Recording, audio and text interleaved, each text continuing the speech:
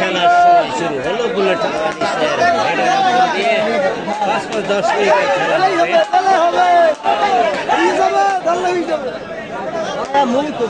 কিন্তু যে কোনো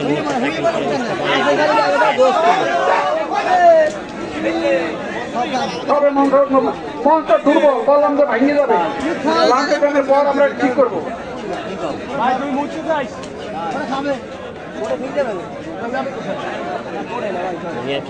কিন্তু ধারাবাহিক প্রতিটা টুর্নামেন্টের চমৎকার নৈপুণ্য দেখে চলেছে 2024-এ এসে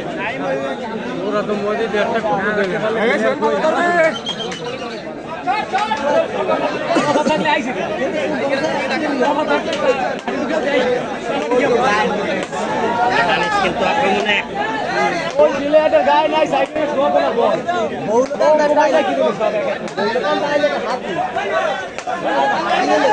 ট্যাকেল হলে কিন্তু তাদের জন্য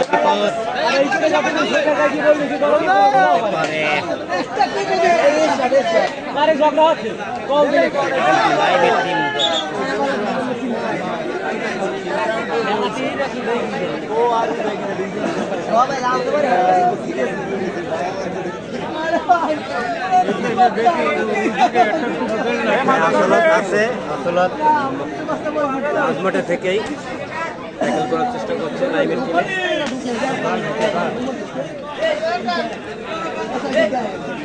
দর্শক আপনারা জানেন এই নাইমের যে নামের বিশেষণটি রয়েছে যেটা আমার কেটিভি স্পোর্টসের পক্ষ থেকে দেয়া জুনিয়র কিং নাইম।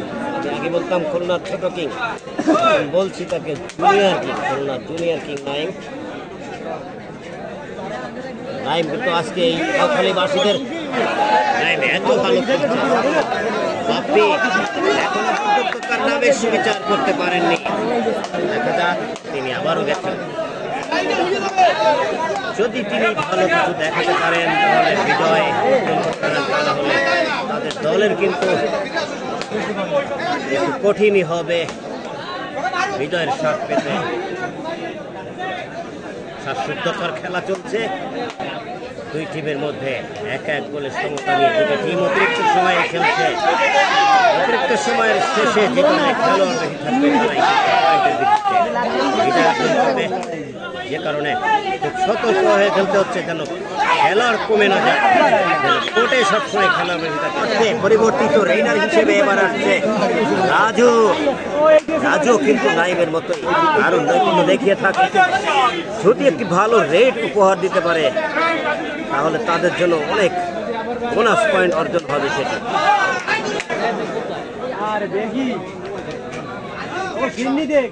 অতিরিক্ত সময়ের 5 মিনিট প্রায় শেষের পথে, কয়েক সেকেন্ড মাত্র বাকি। আর পর্যন্ত যে টিম বাপ্পি টাইগারের যে টিমে কিন্তু কম রয়েছে, সময় শেষ। বিরতিতে কিন্তু 2 মিনিট শ্বাসরুদ্ধকর এই ম্যাচটি উপভোগ করছে কাউখালীবাসী। আমি জানি না এই কাউখালীবাসী পরপর এরকম দুটি শ্বাসরুদ্ধকর ম্যাচের সাক্ষী কখনো কেউ হতে পেরেছে কিনা। আমরা কিন্তু আজকে সাক্ষী হচ্ছি শ্বাসরুদ্ধকর দুটি পরপর দুটি ম্যাচের দারুণ একটা হাড্ডি জম্পেশ লড়াই। অতিরিক্ত সময়ের মধ্যে কোনো গোল মানে কোনো পক্ষ বাড়তি গোল করতে না পারার কারণে, সমতায় থাকার কারণে অতিরিক্ত সময়ে খেলাটি গড়িয়েছে, যেটা আগের ম্যাচেও আমরা দেখেছি। এরকম পরপর দুইটি ম্যাচ একই ধরনের রেজাল্ট নিয়ে খেলার পরিণতির দিকে আগায়, এরকম সাক্ষী কিন্তু আমি আগে কখনো হইনি এই প্রথম।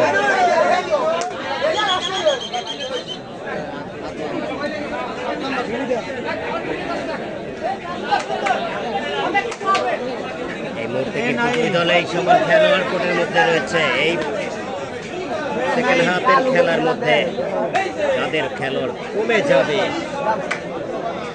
তাদের খেলার বাইরে থাকবে, পরাজয় বরণ করবে। যে কারণে মাঠের দর্শকের দৃষ্টি কিন্তু মাঠের ভিতরেই সার্বক্ষণিক হয়ে রয়েছে। তারা এদিক ওদিক কোথায় কি হচ্ছে সেদিকে তাকানোর প্রয়োজন নেই, যে কোনো মুহূর্তে খেলার ফলাফল ঘটে যেতে পারে। এখনো কিন্তু কেউ বলতে পারে না, বলতে পারবে না। বুলেট এর মতো শক্তি যা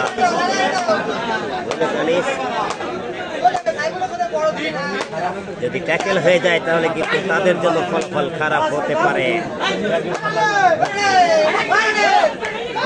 করলেই পর্যায়ে বরণ করতে হবে। কৌশলী হয়ে খেলার একটা মুহূর্ত এটি, সুন্দর মুহূর্তে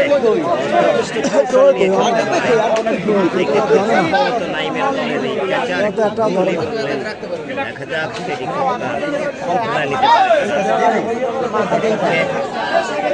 বাপ্পি টিম তারা এই অবস্থাকে ধরে রাখতে পারে সেটি দেখার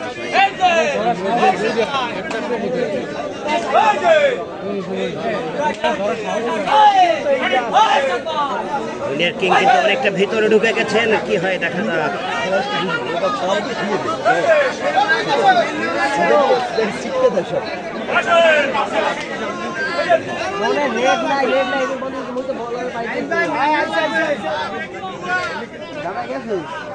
মাঠ কিন্তু নরম কাদাযুক্ত মাঠ, জয় এমন একটা মুহূর্ত।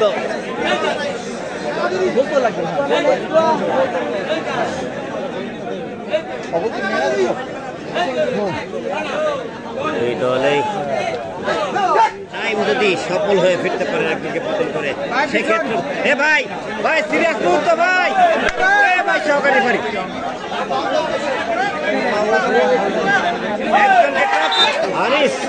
একজনকে পতন করে আসতে পারে তাহলে তাদের ফলাফল তাদের পক্ষে, আর যদি নিজে পতন হয় তাহলে তো ফলাফল তাদের বিপক্ষে। কাউকে পতন না করে ফিরে গেলেও কিন্তু ফলাফল তাদের বিপক্ষে।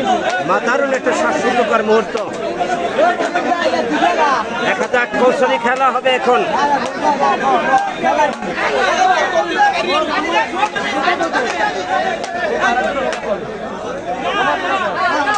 কাউকে না কাউকে টাচ করতেই হবে।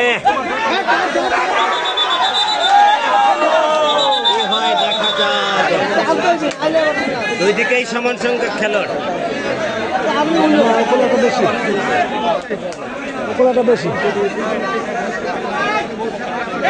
না আমি তো একটা বাঁচাইছে এই জন্য সমান বেশি।